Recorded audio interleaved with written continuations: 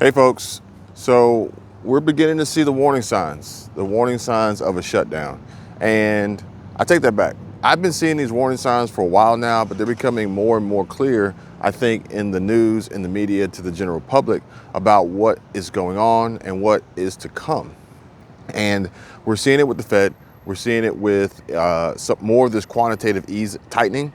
We're seeing it with money being pulled out of the economy, interest rates going up, and more people starting to feel the squeeze and the pain along with the businesses as we roll into this holiday season, which is potentially going to be the worst holiday season that many of us have faced in quite some time.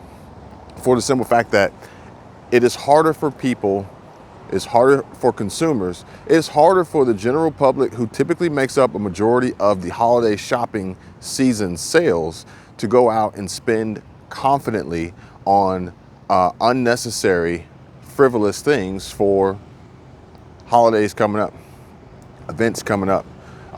We're going to see a decline in travel. We're going to see a decline in the housing market. We're going to see a decline in retail. We're going to see a decline in the automotive industry.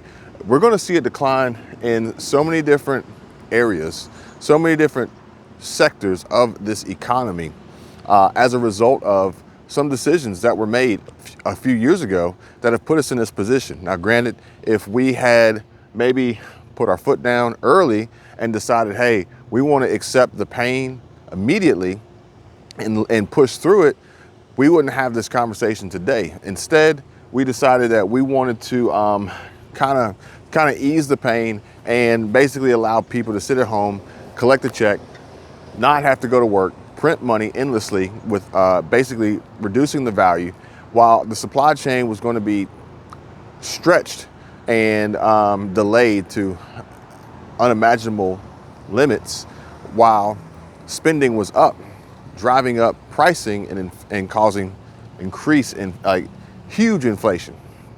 That the Fed has pretty much blatantly said that they have no control over. There's really nothing they can do. Now, granted, there are things they could do, but that would put us back into the position we would have been in a few years ago, where if the Fed were to say, hey, we're going to introduce a 150 basis point Fed rate hike, and we're going to introduce a 200 basis point Fed rate hike, sure, that would kill the inflation.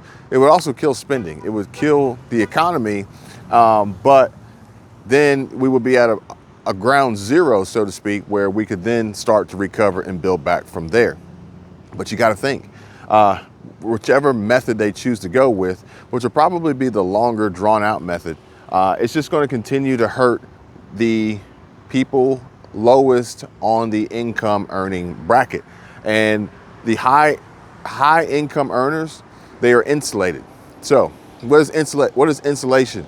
What does insulated mean? Let's think about it as the cold winter that we're soon rapidly approaching. That's going to be colder than you've ever experienced before. Colder for others, as they will not have power. They will not have heat, figuratively. Now, literally, or literally, but figuratively speaking, we're going to use this as a metaphor for high income earners. So let's just say it is extremely cold outside and you are a low income earner and you are out in the frozen tundra and you have a windbreaker on. Well, guess what? You're going to be very, very cold. And we're going to relate the cold to the economy, to your income, to the job, your job security, and to your ability to earn an income to survive, sustain, and potentially probably even thrive with some investments and returns and things like that. Just maybe even have enough to put in savings. But the colder you are, the colder you get, the more likely you are to ultimately die of hypothermia.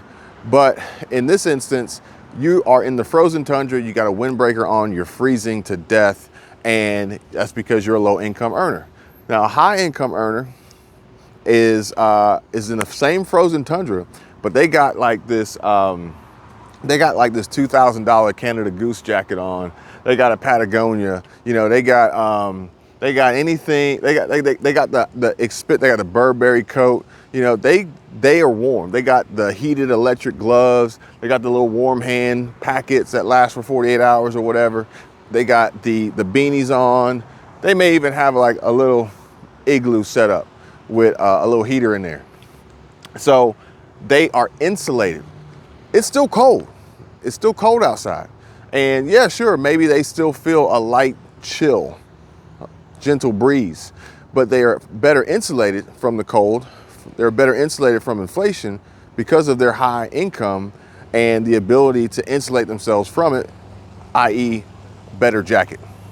So they're still going to feel it. They're still going to be in the same environment. It's just that it's not going to affect them the same way, nor will it potentially put them in a situation where it could wipe them out completely. And that is probably one of the biggest problems that we're going to be facing moving into 2023, with the Fed already announcing and stating that inflation is going to be continuously climbing, and they don't think they're going to get it under control until 2024 at the very earliest. Is that as we go through this cold winter, as we roll into 2023, the low income earners that don't have the best cold weather gear are not insulated from it, and they are going to potentially perish as a result of high prices, job loss. You know, we've already seen Bed Bath & Beyond closing 150 stores. Walmart is closing stores. GNC is closing stores. Best Buy is closing stores. Starbucks is closing stores. Now, this is just the beginning, and this is actually a short list because I don't have the list in front of me. There were so many companies on this list with so many stores closing, which one of them was Neiman Marcus, which I thought Neiman Marcus was already done. But either way, they're closing stores. And if you are an employee in these areas, in these sectors, in retail, in sales, in commission-based sales, or anything like that, you are potentially at risk. Automotive industry, huge risk. Car sales are going to decline. Car values are going to decline. Buyers' confidence, buyer ability, qualified buyers, they're going to go down. People are going to start moving towards less expensive vehicles, probably maybe not even financing them, paying cash for them. Cars that are costing $10,000 or less, as they're just trying to weather this storm and get through it and survive to get to the other side. So what do? Well, much like how you prepare for a possible hurricane, you prepare for bad weather, you prepare for wildfires, you prepare for inclement weather, you prepare for food shortages, you prepare for everything else. You should be preparing yourself financially to survive this event. You know, it's like, what good is all your prep going to do you if for some reason you can't pay your rent and or you can't pay your mortgage, and you say, well, I don't have rent, I don't have mortgage, I own everything outright. Okay, well, you can't pay your property taxes. What good is that going to do you if you don't have the money to pay what you need to pay to keep up the place you have that's housing your prep, that is housing your stockpile, that is your safe space? You know, what good is that? And why do you want to put yourself in a position to only come out the other side just as good or maybe worse than you went in? It's like every single day should be a step towards progress so that you're better than you were the day before. Just my opinion. A lot of people may disagree. A lot of people want to take the easy route. A lot of people want to make the stereotypical comment that Senate Minority Leader Mitch McConnell said, that Americans are lazy and they don't want to go to work because they're flush with cash from all these stimulus checks they had. Maybe that's true. Maybe a lot of people prefer that, and they would rather sit on their ass and do nothing and just beg and hope that they have assistance handed to them, just given to them, or just, you know, mooch off of other people, borrow, never intend to pay back. Hey, more power to you. For me, I'm going to continue to prepare for the warnings that are becoming much more clear, that everybody should be paying attention to. The warnings of the shutdown that is coming. And that shutdown is a financial shutdown. We're going to see tightening at the banks. We're going to see tightening from lending. We're going to see tightening from credit card providers. We're going to see tightening from your jobs, from your bosses, from your employers, from raises, from salary increases, from time off, from benefits. We're going to see a huge change, a huge shift, as everyone's going to have to tighten up in order to get through this. But when it's over with, when it's said and done, when the storm blows over in 2 to 3 years, 4 years, maybe 5 years from now, the question is, will you make it that long? If this were to last, if what we've seen for the last 12 to 24 months were to last for another 3 to 5 years, could you make it?